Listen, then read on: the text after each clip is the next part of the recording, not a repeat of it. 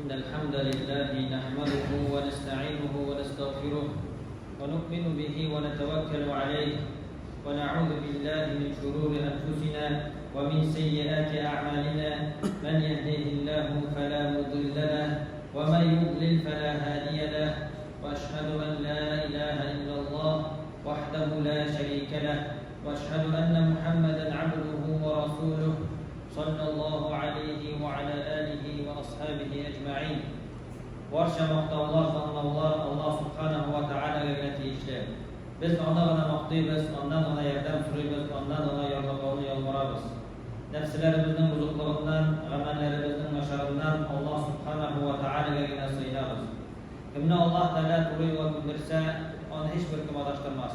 Kimne adaştırsa onu hiçbir kim doğruyu bildirir almaz. Şahitlik bilen Allah'tan başka hiçbir ilah, ibadet kılına turgan, tabına turgan zat yok, yolguz ol, onun tengdaşı yok. Hem şahitlik bilen Muhammed sallallahu aleyhi ve sellem onun kulu hem elçisi.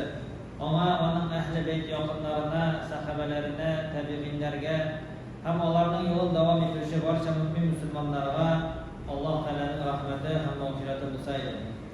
Allah Teala Kur'an'da etken أعوذ بالله من الشيطان الرجيم بسم الله الرحمن الرحيم واعبدوا الله ولا تشركوا به شيئا وبالوالدين إحسانا.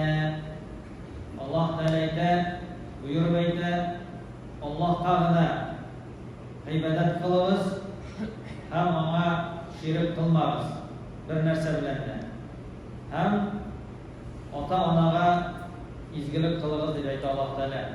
Başka bir ayette Allah Teala ayette وَقَضَى رَبُّكَ أَلَّا تَعْبُدُوا إِلَّا إِيَّاهُ وَبِالْوَالِدَيْنِ إِحْسَانًا إِمَّا يَبْلُغَنَّ عِندَكَ الْكِبَرَ أَحَدُهُمَا أَوْ كِلَاهُمَا فَلَا تَقُل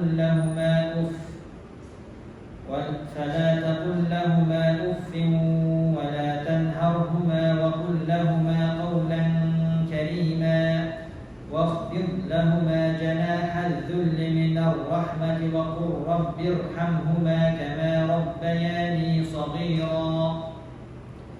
Allah Teala وقضى ربك ألا تعبدوا إلا إياه. Rabbim farz kıldı, tiyiş kıldı ona gına ibadet kılarga hem ata-onaga izgilik kılarga. Allah Teala bizge buyurdu ona gına ibadet kılarga hem ata-onaga izgilik kılarga. Hem de eğer onlardan birisi yoki ikisi de farklıkka erişseler sen onlarga ufta deb aytma. Hem onlarni qaharlama, onlarni so'kma, onlarni kayflarini jiberma. Hem ayt onlarga boratik yumshoq ko'rkam bo'lgan so'zlarni. Hem onlarga rahmat qanotlarini ya'ni onlarga bo'ysun, ular qarshında tubanchilikli bo'l, onlarga yordam et deydi. Hem ayt, ya'ni onlarga duo qil deydi. Ya Rabbim, ota-onam meni kichkina vaqtda tarbiyalagan kebek, marhamatlik bilan tarbiyalagan kebek, ular menga marhamatlik ko'rsatdilar, yumshoqlik ko'rsatdilar, nechun ularga e'tibor ko'rsatdilar, sen de ularga marhamat qil deb duo qilgan Allah Teala qo'sha. Qur'onning ko'p oyatlarida agar e'tibor etsak, Allah Teala o'zini ibodat qiluvdan so'ng ota-onaga izgilik qilish to'g'risida buyuradi. Ham dinimizda ota-onaga qarata yaxshilik, izgilik qilish zo'r o'rin olib turadi. Ota-onaga hurmat ko'rsatuv kishining iymonining komil bo'lishini ko'rsatadi. Yani Allah Teala'ga bo'ysunuvni, ona itoat ko'rsatuvni yuqori darajasidan bo'lar. Agar kishi o'zining ota-onasini bo'ysunsa, o'zining ota-onasini hurmat etsa, Endi bu peygamberlerden, rasullerden sıfatlarından, yani Allah Teala'nın buyruklarına uysunup, onun emirlerini tutup, indi peygamberler, rasuller hem indi takva kişilerin sıfatlarından. Ota-onani hürmet etu, onlarga yardım etu eng yaxshi ibadetlerden sanalar. Yani izgi amellerinin asılı cennetke ituşu yollardan. Peygamberimiz sallallahu aleyhi ve sellem aytgan: "Ragima anfu, thumma ragima anfu, thumma ragima anfu men adraka abawayhi 'inda al-kibar, ahaduhuma aw kilahuma falam yadkhulul cennah." O'zining ota-onasining birisi yoki ikkisining de qortlig'ini ko'rib, ham jannatga kirmagan bandaga hurliq ham tag'in bir topqir hurliq bo'lsin degan Payg'ambarimiz sallallohu alayhi vasallam. Ya'ni ortaygan ota-onasına tiyishincha istibar ham kerakli yordamni ko'rsatmaysa, kishi endi jannatdan mahrum qolarga mumkin. Agar endi u ota-onasına yordam etarkan, onlarni unutmaykan, u endi jannatga kirishga bir sabablardan bo'lar Alloh taoloning rahmati bilan. Endi kim shu vazifalarni ota-onasini qarshilari vazifasini o'tamasa, u kishiga hurliq bo'ladi. Payg'ambar sollallohu alayhi vasallam ham endi Alloh taolaning emrini o'tamaganga kishi g'azabga tortilashar. Chunki Alloh taolo tilasangiz yaxshilik qiling'iz, tilamasangiz yo'q demadi. Menga ibodat qiling'iz, ham ota-onangizga izgilik qiling'iz, yaxshilik qiling'iz deb aytdi. Shunga ko'ra menga istibar ularga kerak, ota-onaga yordam etu, ularga bo'ysunu, bu dinimizning qonunlaridan. Abdullah ibn Amr ibn al-As radhiyallohu anhudan keltiriladi. Bir vaqt Peygamberimiz sallallohu aleyhi ve sellem yonida bir kishi kelganda ham aytgan: "Men senga ont etam, Alloh taolo yo'lida hijrat ham jihad qilashag'ima" dedi. Yani Allah Teala'dan ecir umid etib, men shu hijratga ham jihadga ecir, ont etam deb bir kishi Payg'ambar sallallohu alayhi vasallam aytdi.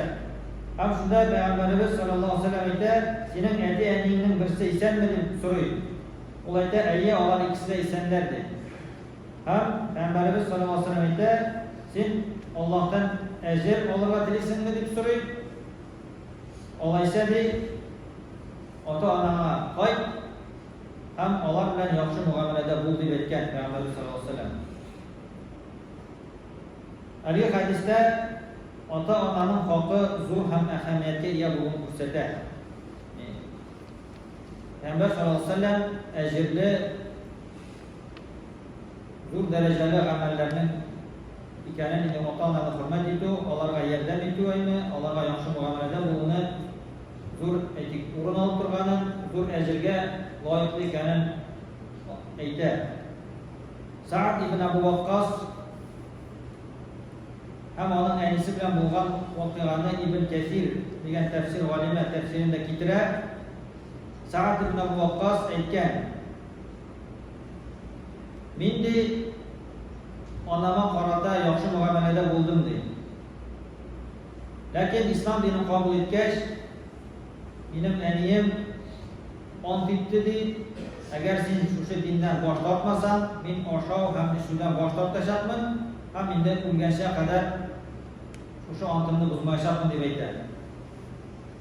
Ham Sa'd ibn Abu Waqqas shu so'zlarni eshitgach, u aytdi: "Men Alloh bilan ont etamdi, agar sening 100 joning bo'lsa da, ham ular har bir orqali sendan chiqsalar-da, men dinimdan bosh tortmayshaqman" deb aytadi.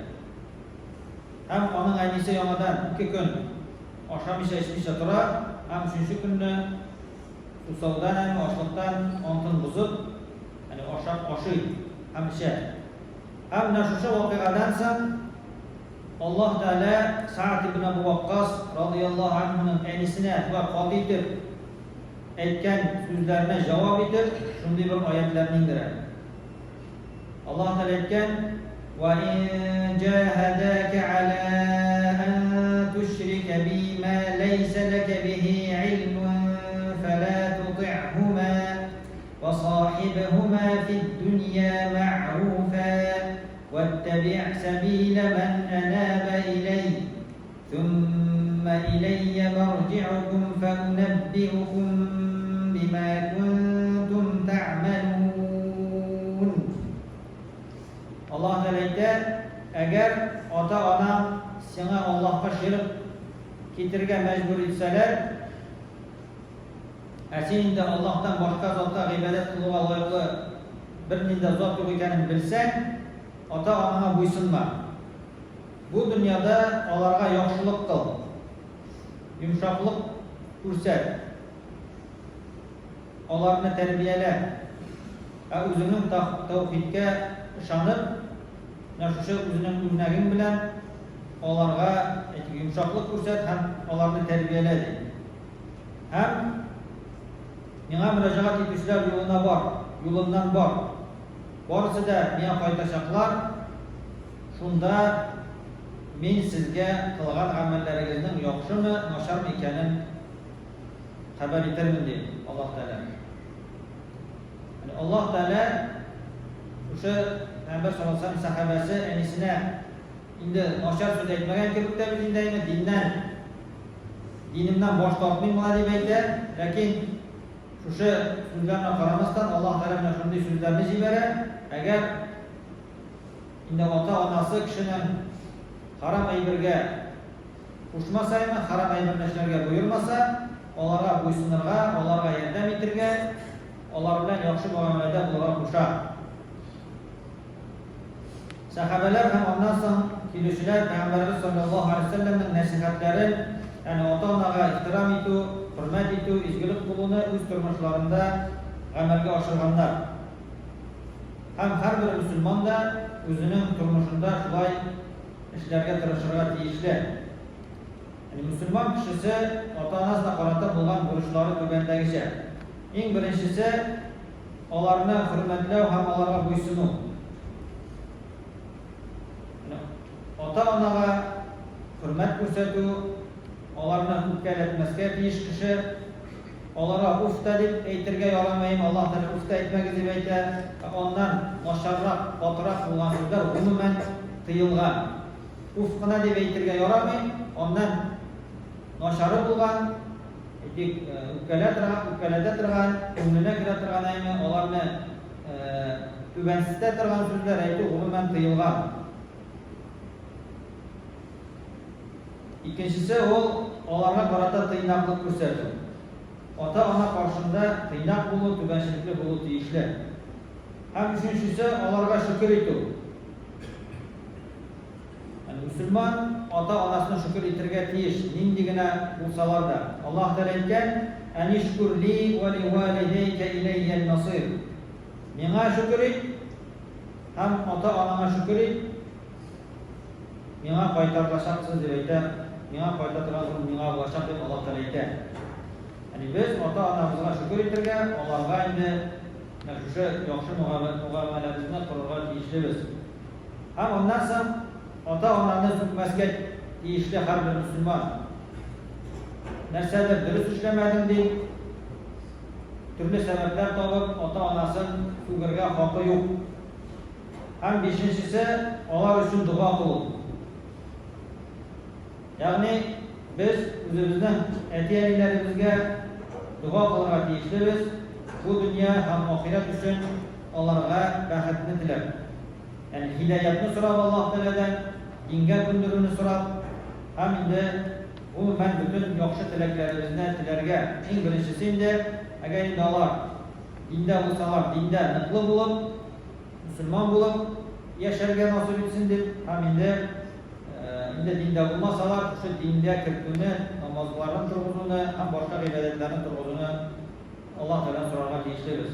Endi ota-onamiz vafot bo'lgan bo'lsa, ular musulmon bo'lsalargina ularga duo qilishga yaraydi. Agar vafot bo'lgan ota-onalarimiz musulmon bo'lmagan bo'lsalar, o'lgandan so'ng ularga istig'for so'rab, ularga jannat so'rab bu ruxsat etilmaydi. duo, ya'ni o'lgan kishilarga, musulmonlarga qana duo qilishga yaraydi.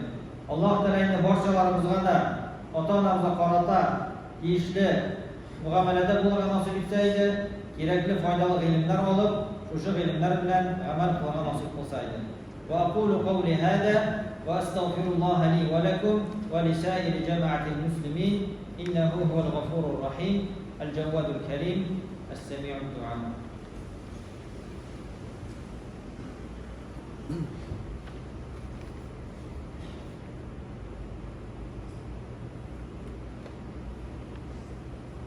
الحمد لله رب العالمين حمدا كثيرا طيبا مباركا فيه كما يحب ربنا ويرضاه والصلاة والسلام على رسولنا محمد وعلى آله وأصحابه أجمعين إن الله وملائكته يصلون على النبي يا أيها الذين آمنوا صلوا عليه وسلموا تسليما اللهم اغفر للمؤمنين والمؤمنات والمسلمين والمسلمات الأحياء منهم والأموات اللهم أعز الإسلام وانصر المسلمين وارفع راية الإسلام فوق كل شعار ووفق ولاة الأمور إلى ما تحب وترضى يا رب العالمين وصلى الله على نبينا محمد وعلى آله وأصحابه أجمعين وأقيموا الصلاة